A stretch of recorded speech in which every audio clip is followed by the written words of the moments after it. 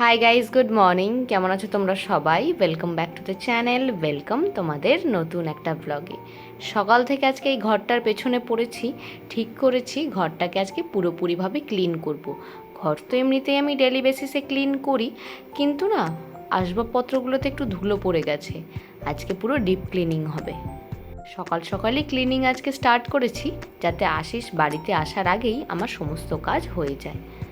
আমাদের এই রুমটা মেন রোডের একদম কাছেই, তো জিনিসপত্রের ওপর না প্রচণ্ড ধুলো পড়ে। আমি দেখেছি সপ্তাহে 2-3 দিন করে মোছার পরও ঠিক যেদিনকে মুছবো তার 2 দিন পরেই দেখবো আবার মোটা হয়ে ধুলো পড়ে রয়েছে। ঘর ছোট হোক বা বড়, আমার মনে হয় ঘর নিট অ্যান্ড ক্লিন থাকাটা সবচেয়ে বেশি দরকার।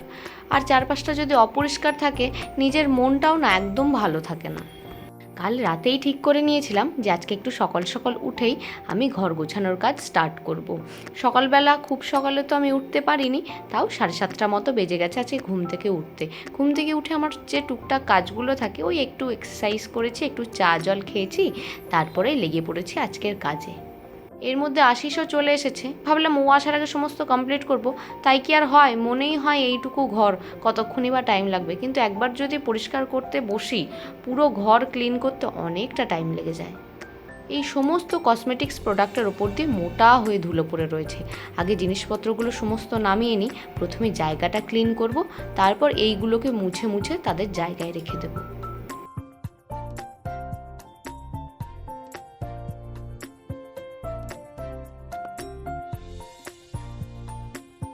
ঠাকুরের জায়গাটাও একেবারে ক্লিন করে নিচ্ছি। ওই দুবেলা ধূপ জ্বলে, তো ধূপের ছাই পড়ে পড়ে জায়গাটা একটু অপরিষ্কার হয়। ঠাকুরের জায়গা তো আমি এমনিতে প্রতিদিনই ক্লিন করি। আশিস সকালের পুজোটা দেয়, ও পুজো দেওয়ার আগে আমি গোটা জায়গাটাকে ক্লিন করে বাসন টাসন মেজে রাখি, ও এসে পুজোটা দিয়ে দেয়। আর এখানে আশিস আর আমার যে বইপত্রগুলো আছে সেগুলোরও একই অবস্থা, ধুলো পড়ে একদম শেষ হয়ে রয়েছে। এগুলোকেও ভালো করে পরিষ্কার করে নিই।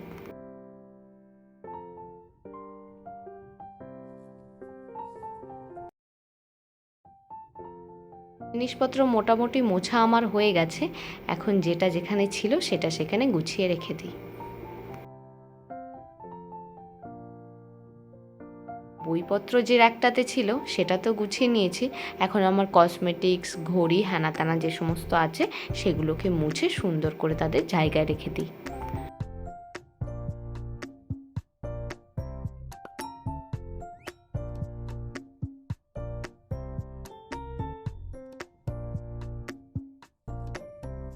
ব্যাস, এই সাইডটা গোছানো আমার হয়ে গেছে।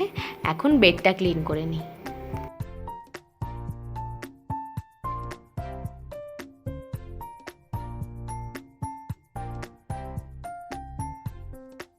বেডশিট চেঞ্জ করতে গিয়ে দেখি দেওয়ালটাতেও না বেশ ঝুল পড়েছে। ভাবলাম বেডশিটটা তো চেঞ্জই করব, দেওয়ালে যতদূর আমার হাত যায় ঝুলগুলো পরিষ্কার করে নিই। ভালো লাগে না বলো অপরিষ্কার ঘরে থাকতে? একটুখানি যদি কষ্টও হয়, তাও ঘরটা নিট অ্যান্ড ক্লিন থাকলে নিজের মন মেজাজও ভালো থাকে। দেখতেই পেলে রুম ক্লিন করা আমার হয়ে গেছে। রুম টুম আমি ক্লিন করে যে র্যাকগুলো ছিল সেগুলোও ক্লিন করে নিয়েছি। তারপর ঘরটা একবার ঝাড় দিয়ে ভালো করে মুছেও নিয়েছি। আর আজকে মেনলি ঝুল ঝাড়ার কোনো প্ল্যান আমার ছিল না, কিন্তু ওই হয় না, একটা কাজ করতে গিয়ে মনে হলো যে ঠিক আছে এটার পর এটা করে দিই। একবারে ভাবলাম ধরেছি যতক্ষণ গোটাটাই করে দিই, একবারে ঝুল টুলগুলোও ঝেড়ে দিয়েছি। আর ফ্যানের দিকে যে ঝুলগুলো ছিল সেগুলো আশিস আমাকে হেল্প করে দিয়েছে। আশিস ছিল, ওপরেরগুলো ও ঝেড়ে দিয়েছে, বাকিগুলো আমি ঝেড়ে নিয়েছি। রুম একদম আমাদের পুরো এখন নিট অ্যান্ড ক্লিন হয়ে গেছে। আমি ভালো করে ঘরটা মুছেও নিয়েছি একবার। এখন আমার শুধু এখানে বেডশিটটা পাতা বাকি আছে, বেডশিটটা পেতে নেব, তাহলেই হয়ে যাবে। আর বেডশিট পাতা হয়ে গেলে আমি তাড়াতাড়ি গিয়ে একটু স্নান করে নেব। আসলে সমস্ত ঘরটা মোছার পর আমি একটু ফ্যানের তলায় বসেছিলাম, এত গরম লাগছে, এত অস্বস্তি লাগছে। আশিস বলছে তুই আগে একটু বসে নে, তারপরে আবার কাজ করিস। সমস্ত হয়ে গেছে, এখন একটু বসেও নিয়েছি, রেস্টও নিয়ে নিয়েছি। এখন বিছানায় বেডশিটটা পেতে দেবো, তারপরে আমি যাবো স্নান করতে।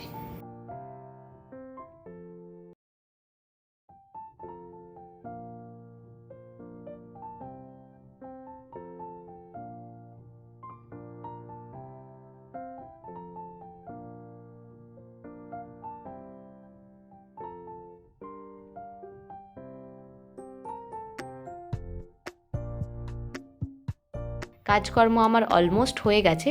বেডশিট চেঞ্জ করে দিয়েছি, এখন বালিশগুলোতে কভার পরিয়ে দিই, ব্যাস তাহলেই আজকের কাজ হয়ে যাবে।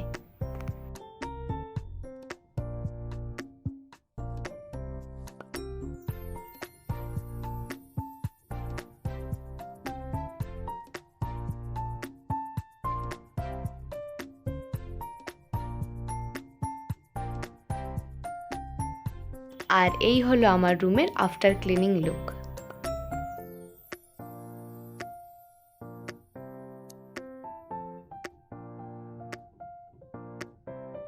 স্নান টান করে আমি চলে এসেছি আজকে লাঞ্চ প্রিপেয়ার করতে। লাঞ্চ আজকে প্রতিদিনের মতোই একদম সিম্পল কিছু। লাঞ্চ আজকে বানাবো ভাত, মুগ ডাল আর ভিন্ডি ভাজা। ভাত আর ডাল বানাতে তো সময় লাগে না, কিন্তু এই ভিন্ডি ভাজা এত টাইম নেয় রেডি হতে, আমার না ভিন্ডি ভাজতে একদম ইচ্ছে করে না। ভিন্ডি ভাজতে ইচ্ছে না করলেও ভিন্ডি ভাজা খেতে কিন্তু আমি আর আশিস দুজনাই খুব ভালোবাসি। কিন্তু আজকের ভিন্ডিটা না খুব একটা ভালো না, কেমন একটু পাকা পাকা ধরনের, খেতেও এটা খুব একটা ভালো লাগবে না। ভাতটা এখনও পুরোপুরিভাবে সেদ্ধ হয়নি, কিন্তু জলটা শুকিয়ে গেছে। আজকে মনে হয় আমি একটু কম জল দিয়ে ফেলেছি, আর একটু জল দিতে হবে। আসলে সদ্য সংসার করছি তো বেশিরভাগ জিনিসই আমার ভুল হয়, অর্ধেক জিনিস তো আমি পারিই না। যাই হোক, আস্তে আস্তে হয়তো ঠিক শিখে যাব। আর তেলটা আমার এখানে একদম গরম হয়ে গেছে, তাড়াতাড়ি করে ভিন্ডিগুলো ভেজে নিই, আশিস আবার আসার সময় হয়ে গেল।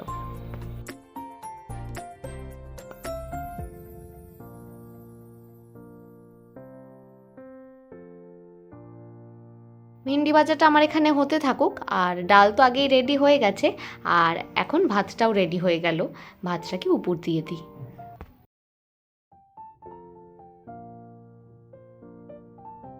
দাঁড়াও দেখি ডালটার এদিকে কী অবস্থা। প্রেশার কুকার খুলতেই এত সুন্দর একটা গন্ধ বেরোলো। আজকে আমি ডালে না একটু আদার সাথে একটু মেথি আর হিং ফোড়ন দিয়েছিলাম। যাই হোক, রান্নাবান্না তো সমস্তই হয়ে গেল, এখন গিয়ে তাড়াতাড়ি করে একটু লাঞ্চটা করে নিই।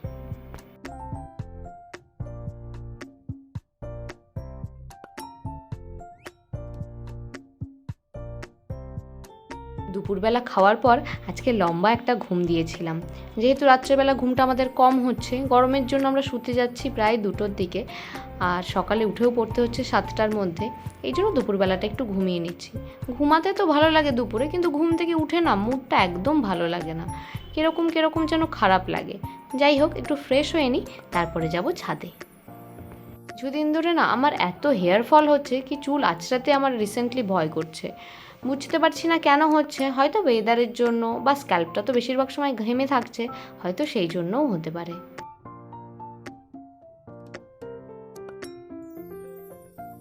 বিকেলে ছাদে যেতে না বেশ ভালো লাগে।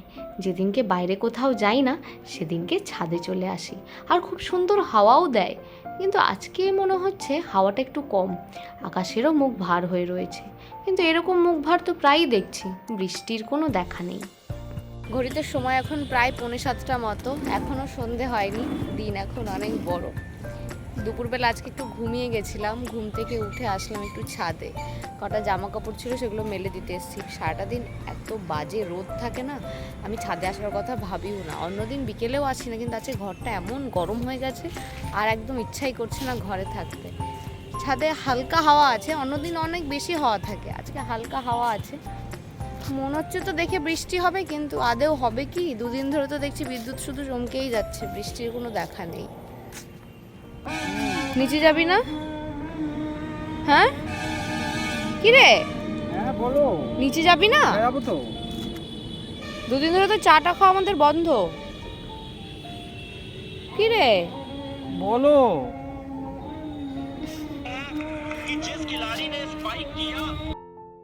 ছাদের কাজ আমাদের হয়ে গেছে, এবার ধীরে সুস্থে নিচে যাই। ছাদের সিঁড়িটার আবার রেলিং নেই, একটু সাবধানে যেতে হবে।